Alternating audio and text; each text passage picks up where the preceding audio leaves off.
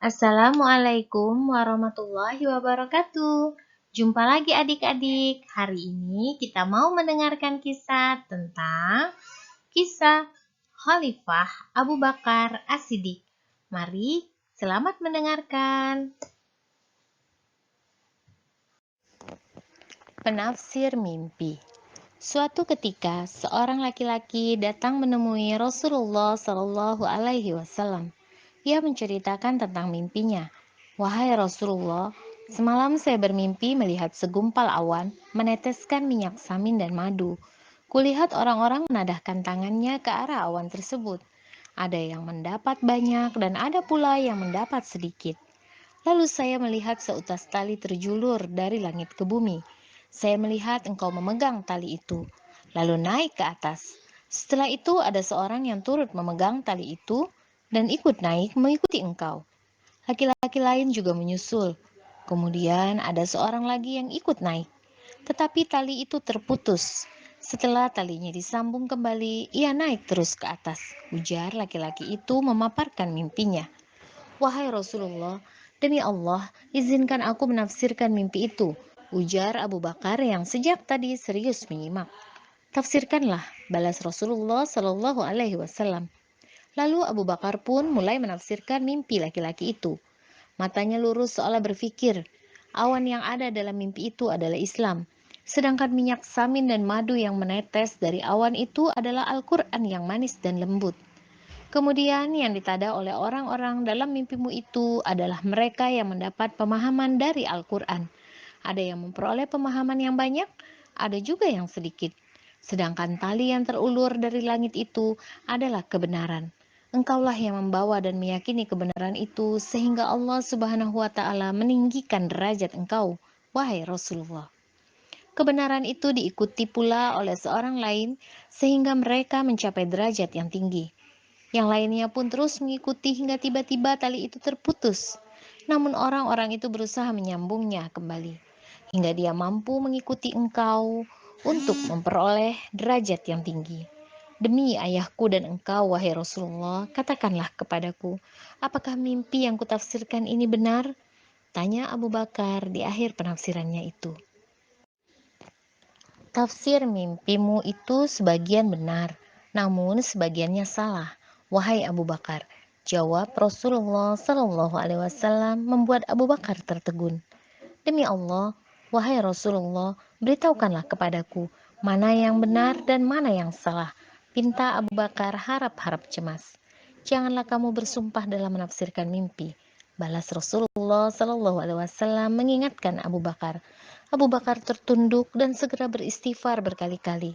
Ia benar-benar merasa telah melakukan kesalahan dengan sumpahnya atas tafsir mimpi itu. Tafsir mimpi hanyalah dugaan manusia belaka. Kepastiannya hanya milik Allah Subhanahu wa taala. Itulah sebabnya Rasulullah Shallallahu alaihi wasallam melarang Abu Bakar bersumpah atas tafsir mimpinya. Pada masa awal tersebarnya Islam, penafsiran mimpi dianggap sebagai praktik spiritual atau keagamaan. Namun, hanya yang memiliki hati suci yang mampu menafsir makna mimpi. Pada masa itu, Abu Bakar merupakan penafsir mimpi yang cukup terkenal. Kelebihan dan keistimewaannya ini diketahui di kalangan kaum muslim pada masa itu. Selain Rasulullah, Abu Bakar adalah orang yang paling pandai menafsirkan mimpi di antara umat Islam. Begitu Muhammad bin Sirin memberitahukan pernyataan. Pada kisah lainnya, Ibunda Aisyah, putri Abu Bakar juga pernah bermimpi. Beliau menceritakan kepada ayahnya tentang mimpi itu. Wahai ayahanda, aku melihat 3 bulan jatuh di dalam rumahku, kata Ibunda Aisyah kepada ayah tercintanya itu. Jika benar mimpimu itu, di dalam rumahmu akan dikuburkan 3 manusia terbaik, jawab Abu Bakar. Beberapa waktu kemudian, mimpi Ibunda Aisyah itu satu menjadi kenyataan. Rasulullah Shallallahu Alaihi Wasallam wafat di rumah itu. Abu Bakar pun berkata, wahai Aisyah, ini adalah bulan terbaikmu. Begitulah Abu Bakar, ia memiliki keistimewaan dalam menafsirkan mimpi. Kelebihan yang ada pada diri Abu Bakar ini menjadi salah satu pengerat hubungan persahabatannya dengan Rasulullah Shallallahu Alaihi Wasallam. Apalagi ya keistimewaan Abu Bakar, sang khalifah terpilih itu. Teguh di jalan dakwah. Area seputar Ka'bah masih ramai. Banyak sekali kaum musyrikin berkumpul di sana. Dalam keramaian mereka bercakap-cakap. Abu Bakar sekonyong-konyong datang. Ia datang dengan restu Rasulullah Shallallahu Alaihi Wasallam untuk berdakwah secara terbuka. Tanpa basa-basi, ia langsung berpidato di tengah-tengah keramaian itu. Ia mengajak seluruh orang yang berkumpul di sana untuk bertauhid kepada Allah Subhanahu wa taala. Ia menyampaikan seluruh ajaran agama yang baru diterimanya dari Rasulullah Shallallahu alaihi wasallam. Mendengar seluruh isi pidatonya itu, kaum musyrik marah bukan alang kepalang. Tidak ayal, mereka menyerang, mengumpat, dan mencaci maki Abu Bakar. Bahkan mereka memukuli dan menginjak-injaknya secara keji. Abu Bakar pun pingsan. Keluarganya dari Bani Taim datang dan menolongnya. Sadar dari pingsannya, Abu Bakar tidak mengindahkan sekitarnya. Hal pertama yang ditanyakannya adalah Rasulullah Shallallahu Alaihi Wasallam. Abu Bakar pun diantar ke rumah Rasulullah Shallallahu Alaihi Wasallam. Melihat kenyataan yang menimpa Abu Bakar, Rasulullah Shallallahu Alaihi Wasallam langsung memeluknya. Rasulullah Shallallahu Alaihi Wasallam sangat prihatin melihat kondisi sahabatnya itu. Demi ayah dan ibuku sebagai tebusan untukmu, wahai Rasulullah, aku tidak apa-apa, hanya sedikit pukulan di wajah oleh orang fasik bernama Utbah bin Rabi'ah.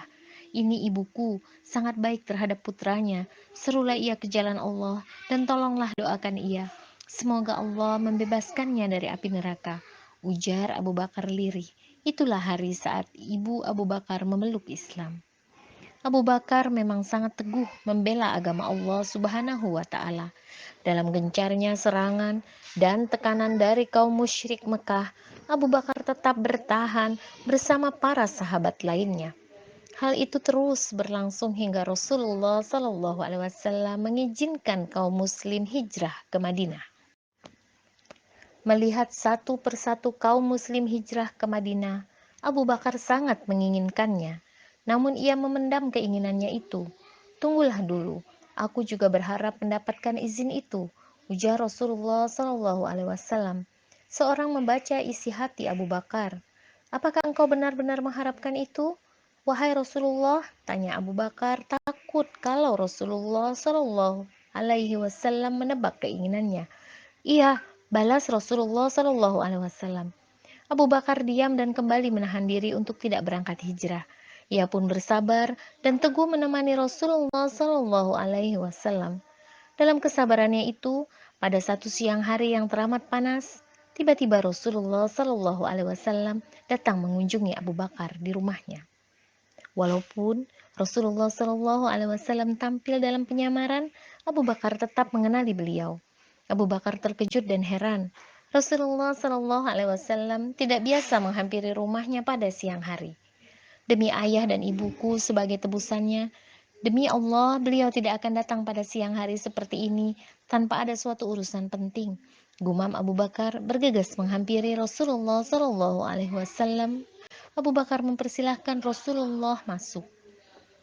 Aku telah mendapat izin untuk hijrah, ujar Rasulullah Shallallahu Alaihi Wasallam. Apakah engkau menginginkanku untuk menemanimu, wahai Rasulullah? Tanya Abu Bakar menahan debaran di dadanya. Rasulullah Shallallahu Alaihi Wasallam pun mengangguk. Abu Bakar langsung menangis karena tidak bisa menahan rasa gembiranya. Saat-saat seperti ini telah lama terpendam di lubuk hati Abu Bakar. Ia telah melakukan persiapan matang untuk perjalanan mendampingi Rasulullah Shallallahu Alaihi Wasallam. Kesempatan untuk melindungi dan mendampingi Rasulullah Shallallahu Alaihi Wasallam berdakwah adalah suatu kemuliaan yang tiada tara baginya. Sejak memeluk Islam, Abu Bakar memang tidak berpaling sedetik pun dari agama penuh rahmat ini. Ia selalu mendampingi Rasulullah Shallallahu Alaihi Wasallam dalam menyiarkan Islam. Abu Bakar bahkan tidak ingin kalau hanya dirinya yang memeluk Islam. Ia pun memanfaatkan kedudukannya di kalangan Quraisy untuk melakukan dakwah. Abu Bakar mengajak orang-orang yang ia percaya untuk masuk Islam. Dengan seluruh kemampuannya, Abu Bakar berusaha untuk mendampingi Rasulullah Shallallahu Alaihi Wasallam. Ia teguh di jalan dakwah dan membela Rasulullah.